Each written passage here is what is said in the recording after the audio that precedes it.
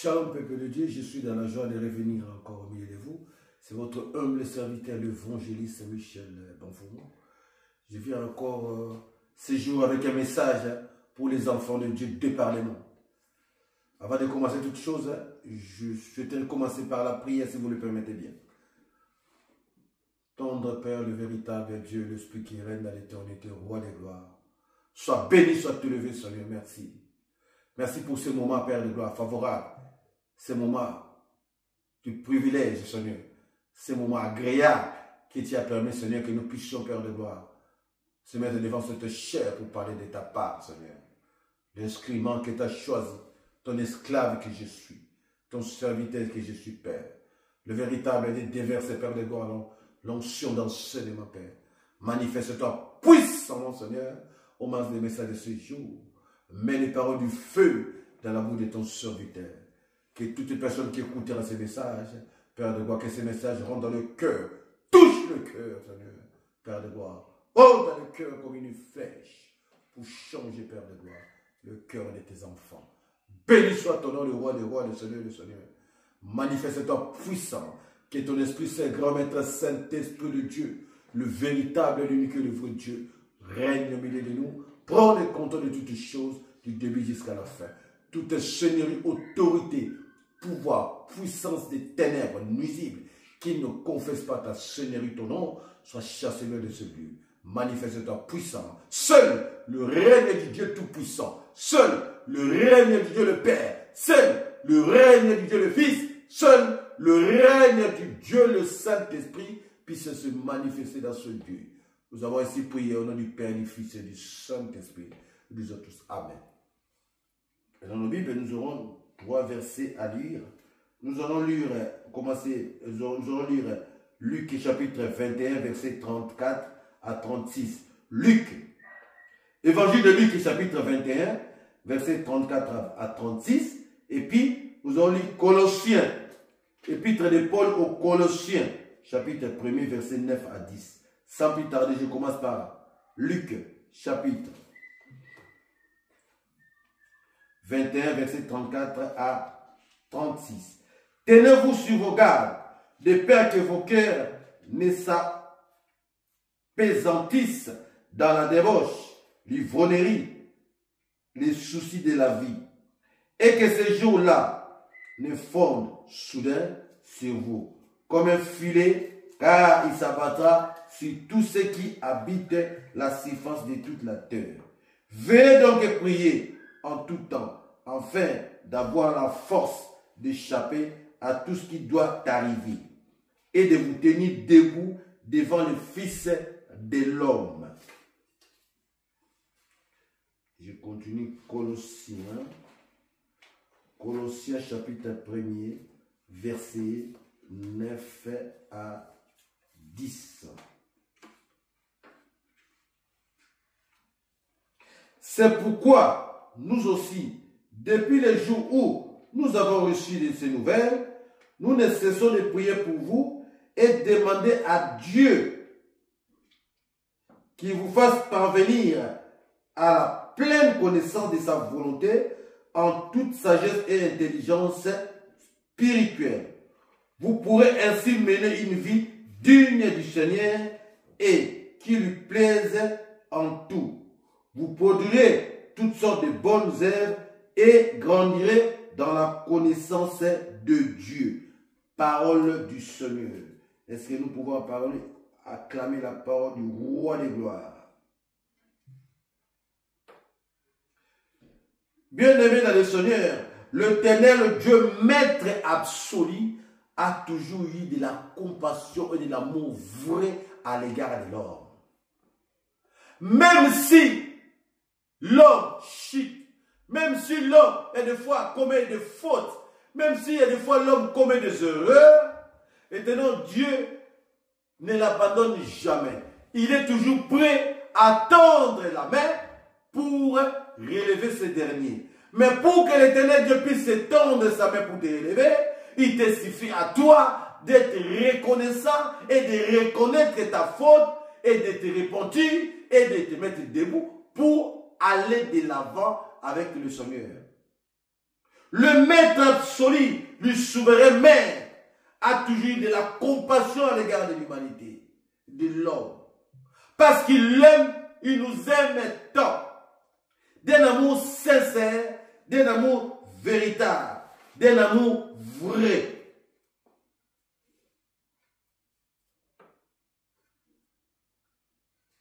Il cherche toujours le bonheur de l'homme. Comme la parole de Dieu nous le dit, Dieu est pour nous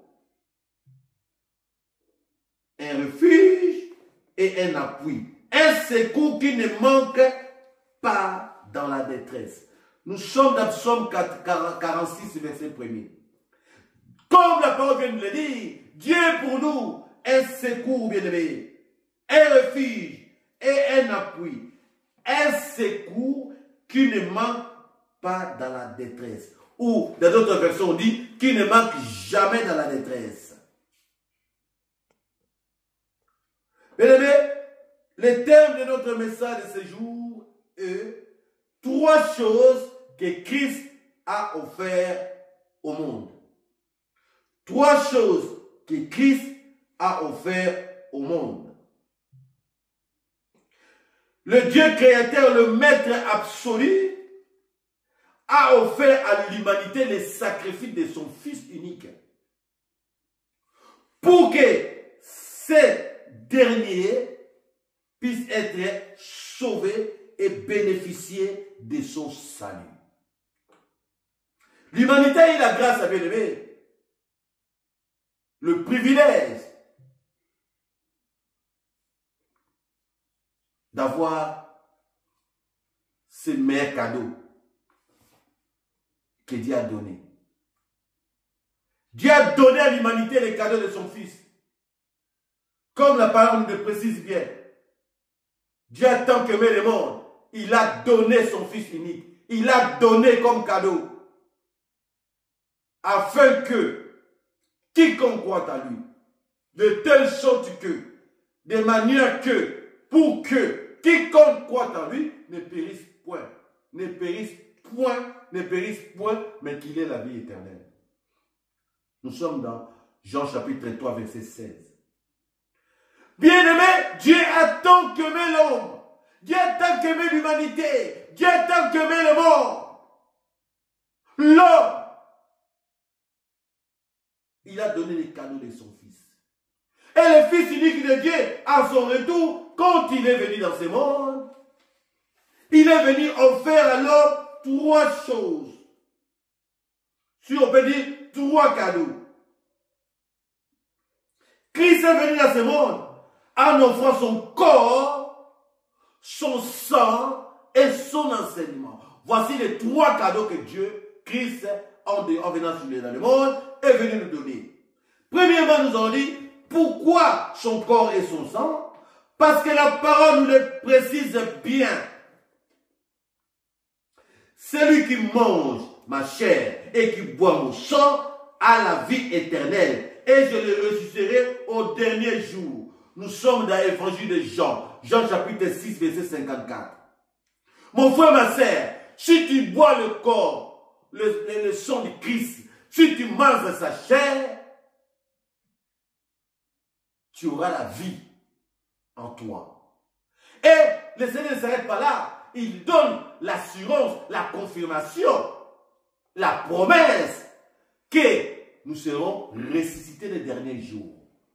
Mais ce que nous devons savoir, quand le Seigneur parle de son corps et de son corps, c'est un acte d'abord spirituel. C'est pourquoi ne vous étonnez pas l'ennemi, le diable, il est qu'il fait que des copies-collées. Au lieu que l'humanité fasse l'alliance avec Dieu, en mangeant le corps du Christ, en vivant son sang, les hommes commencent à manger la chair humaine et boire le sang du Seigneur. Et ce qui les amène tout droit en enfer. Parce que en buvant le sang du Seigneur, en mangeant son corps, nous faisons une alliance perpétuelle et éternelle avec lui. Dieu ne nous a pas envoyés.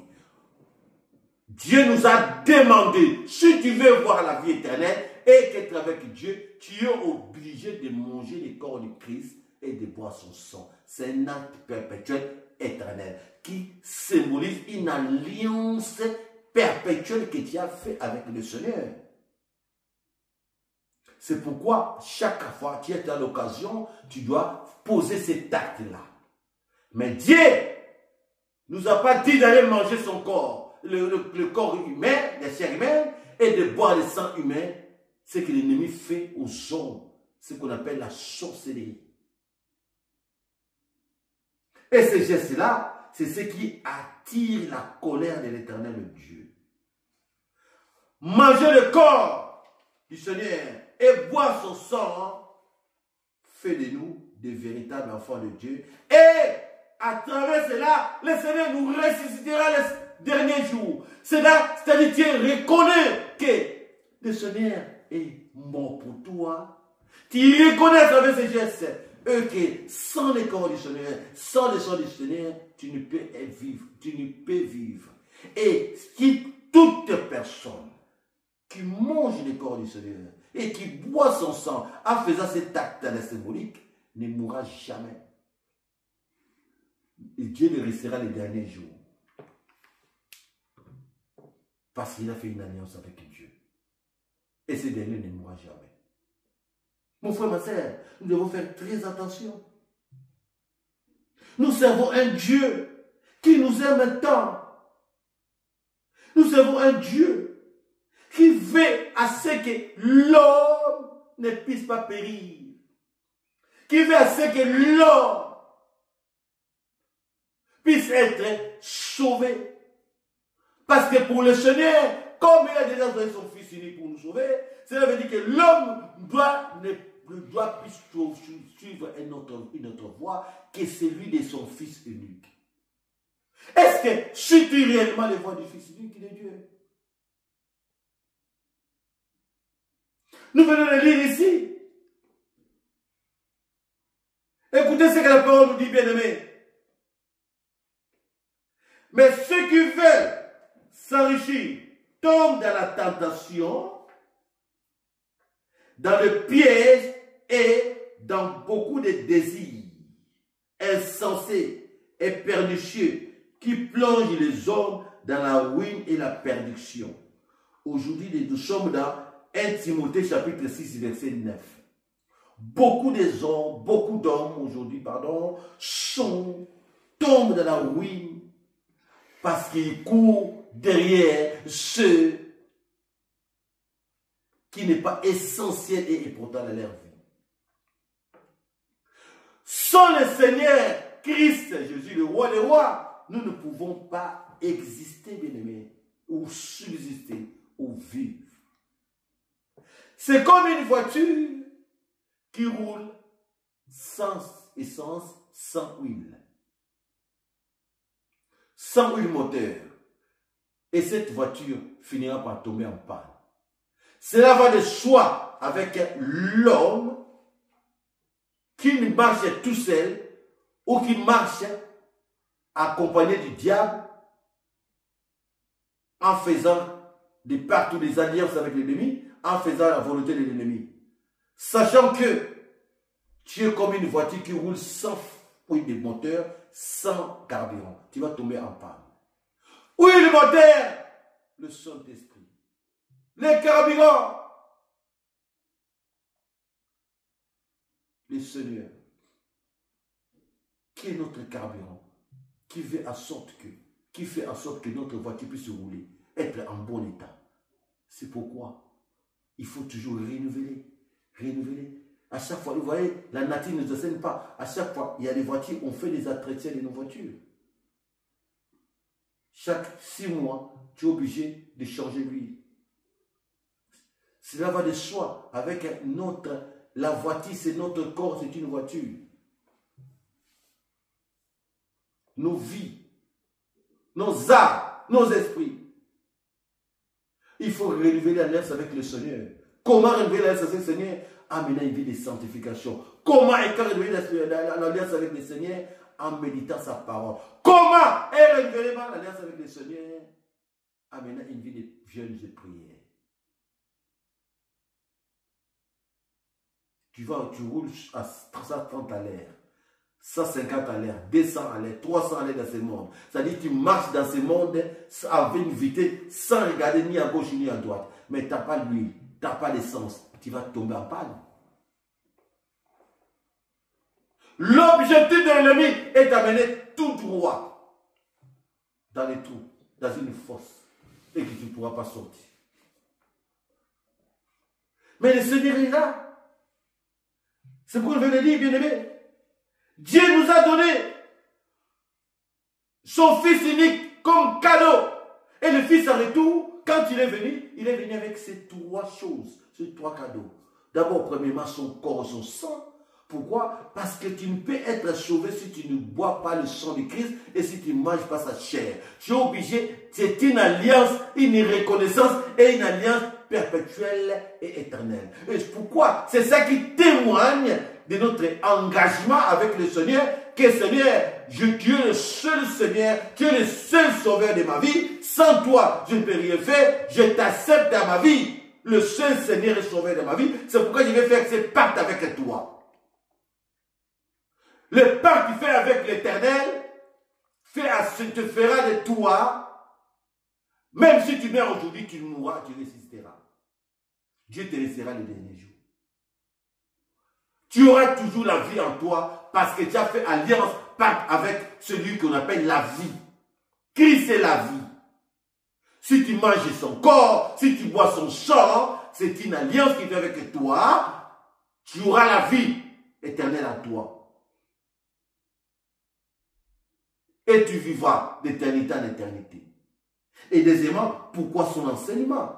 Nous allons le dire ici. Pourquoi? Deuxièmement, pourquoi son enseignement? Ou sa parole? Pourquoi? Parce que c'est la parole de Dieu qui permet à nos âmes, nos esprits de se rajeunir. C'est la parole de Dieu qui nous éclaire. Comme la parole nous dit, ta parole est une lampe à mes pieds et une lumière sur mon sentier. Dans ton chemin, le sentier, c'est un chemin. Voyez les campagnes et le long chemin. Dans ta vie, ton sentier, c'est comme ta vie.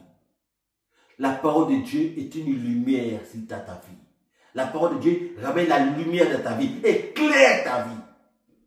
Tes conseils, montre comment marcher sur ces terres, comment marcher dans ces mondes.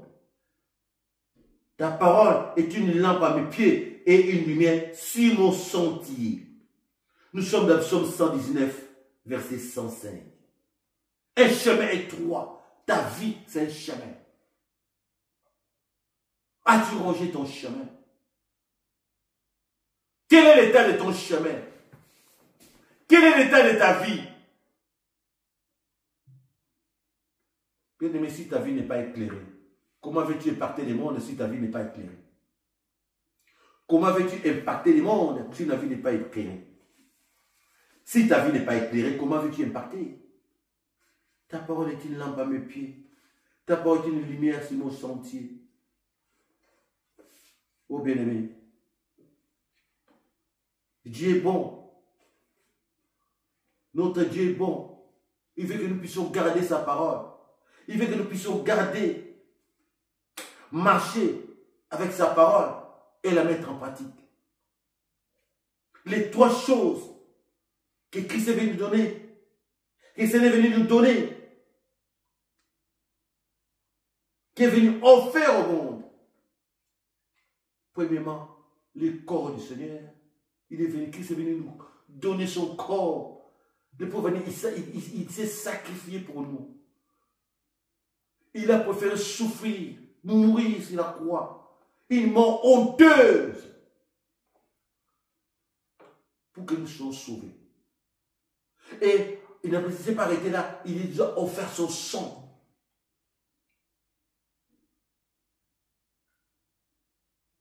Pour qu'en vivant son sang, qu'il nous donne la vie éternelle. Que nous puissions plus tomber malades. Et troisièmement, il est venu donner son enseignement, sa parole. Sa parole, c'est une lampe à nos pieds qui doit nous montrer comment marcher. Si tu as une lampe dans les pieds, tes pieds, mais quand tu mets une lampe dans tes pieds, devant toi, même si le chemin, il y a des ténèbres. Et une lumière sur ton sentier, il va éclairer ta vie. Et là où tu vas marcher, il va t'accompagner. Pour que tu ne puisses pas tomber. Pour que tu ne puisses pas trébucher.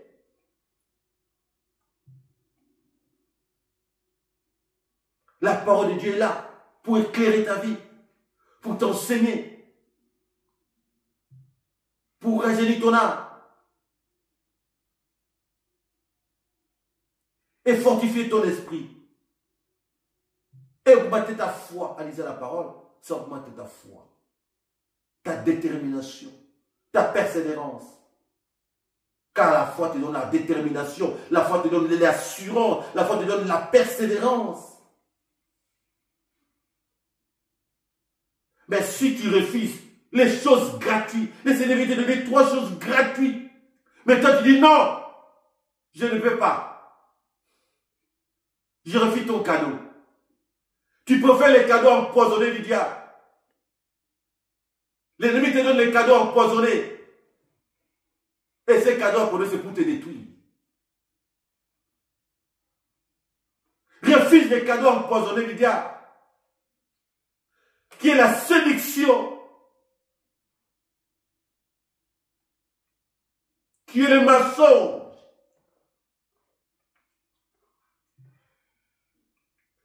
Qui est la désobéissance. Les cadeaux empoisonnés de l'ennemi.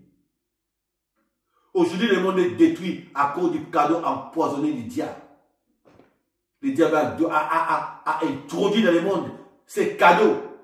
Il a introduit la haine. Il a introduit la colère. La méchanceté. La jalousie dans le monde. Ce sont les cadeaux empoisonnés de l'ennemi. Pourquoi? Ça empoisonne ton âme. Mais ce que nous devons savoir, à chaque fois que tu es en train de pécher, tu es en train de rendre un mauvais service à ton âme et à ton esprit, à ta vie. Ne crois que quand tu pêches, oh le diable claque les mains. Mais toi, tu es en train de te rendre un mauvais service à toi-même, sans le savoir. C'est comme une personne qui prend sa voiture, il démarre, il va cogner l'arbre. Il prend une voiture, il recule, il va encore cogner l'arbre. Il recule, il ne s'arrête pas là. Il va aller cogner le mur, le béton. À chaque fois que tu pèses, mon frère, ma soeur, sache que tu es en train de souiller ton âme. À chaque fois que tu pèses, tu suies ton âme. À chaque fois que tu pèses, tu blesses ton âme. Donc tu es en train de te rendre un mauvais service à toi-même.